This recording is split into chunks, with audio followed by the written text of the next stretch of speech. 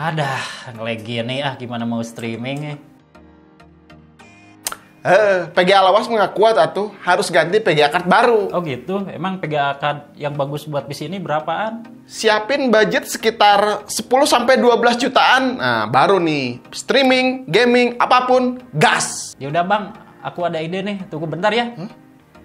Ide? Oke, siap.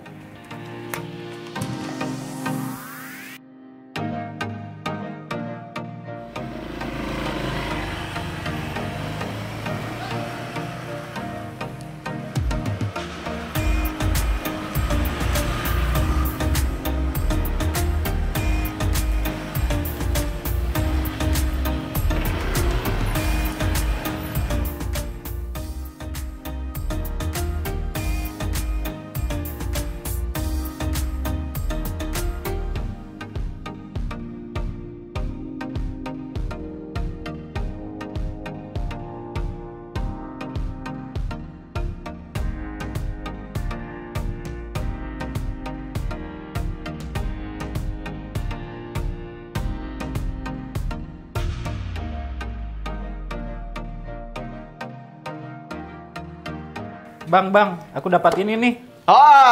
3070 ini baru oke. Sekalian pasangin ya. Tapi sebelum ditancap, boleh saya pinjem buat konten? Lumayan kan? Boleh. Oke, siap.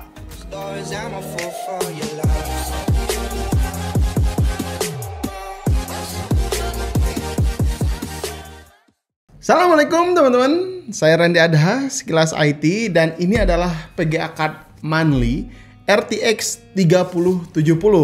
Jadi kalau misalnya kalian tahu brand Manly ini tuh udah ada sejak lama ya, dan memang ini tuh terkenal di kawasan Asia. Nah, dan sekarang di Indonesia didistribusikan oleh PT AGS. Distributor AGS ini tuh punya beberapa brand.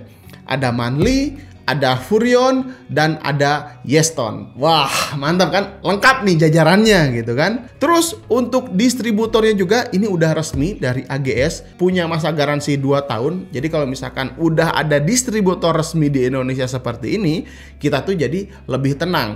Nah, untuk varian yang si Manly RTX 3070 ini tuh power pin-nya udah kecil kayak gini ya. Ini 12 pin, dan di paket pembeliannya juga udah disiapkan juga konverter dari VGA card untuk si power pin ini.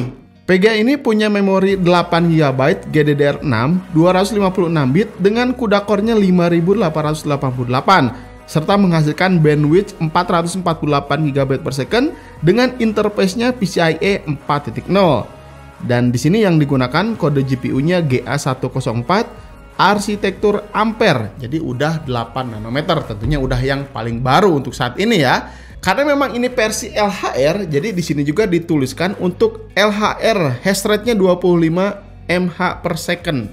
Memang ini dikhususkan untuk para gamer aja gitu kan. Sekarang kita lihat bagian bodinya, ini dipasangkan 2 fan 10 cm dengan heatsink yang dilengkapi 4x8 mm copper heat pipe untuk membantu mempercepat membuang panas. Nah, ini konfigurasi yang cukup baik. Dan ini yang paling menarik, sudah dilengkapi backplate metal sehingga bodinya ini kerasa kekar.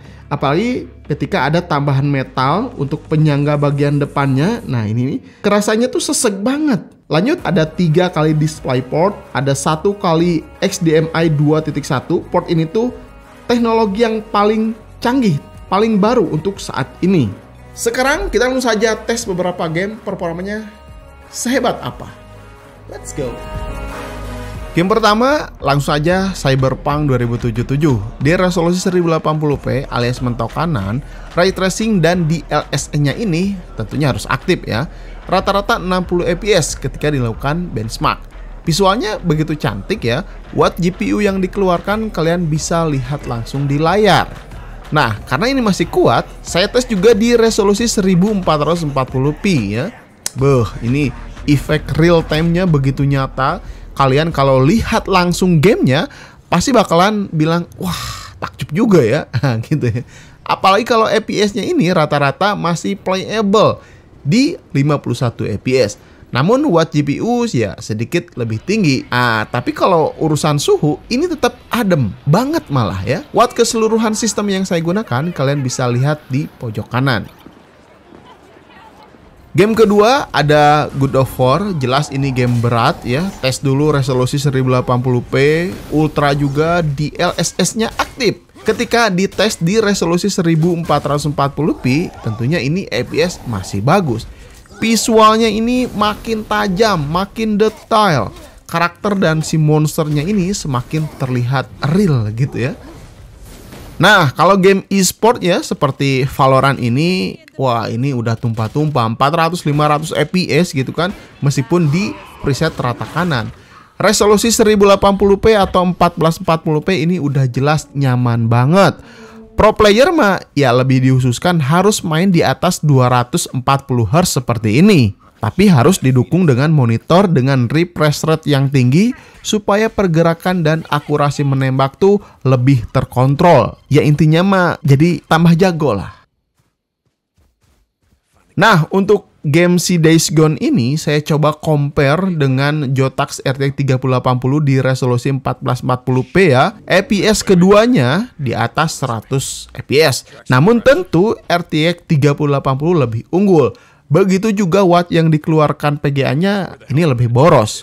Kalian bisa lihat di bagian kiri atas ini untuk masalah suhu mah tetap ya si Manly ini jauh lebih adem karena ya watt juga lebih irit ya. Wah, kayak gini nih. Tambahan aja untuk benchmark sintetik, di sini saya ada hasil dari RTX 3050, terus RTX Manly 3070, GeoTax RTX 3070 Ti dan RTX 3080. Di pengujian Time Spy, skor yang dihasilkan terlihat peningkatan sesuai dengan harga VGA card-nya. Skornya lebih tinggi, harga VGA card-nya juga lebih mahal. Begitu juga di pengujian Port Royal ya. Dari RTX 3070, 3070 Ti dan 3080, ya tentunya 3080 lebih unggul.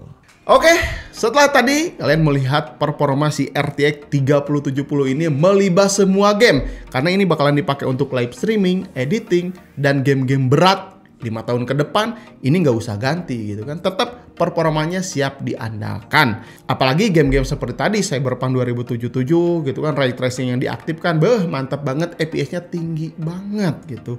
Untuk saat ini PGA card ketika saya lihat di online shop ya, di e-commerce, harga si Manly RTX 3070 ini tuh berkisar di 10-11 jutaan. Ada yang 11, ada yang 10, ada yang 12 juta gitu tergantung tokonya. Jika melihat harga, tentu ini tidak murah ya. Namun jika kebutuhan atau pekerjaan kita membutuhkan performa PGA card yang kuat, RTX 3070 adalah pilihan paling pas untuk menunjang seperti gamer, streamer, editor. Kalau bandingannya dengan RTX 3080, kasta user pasti sudah berbeda. Tapi kalau pakai RTX 3060 juga, takutnya kurang kenceng kalau dipakai kerjaan profesional yang tadi saya sebutkan. Intinya mah sesuaikan kebutuhan dengan kepentingan kita.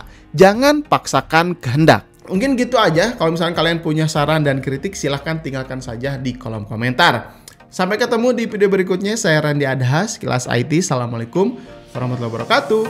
Salam teknologi.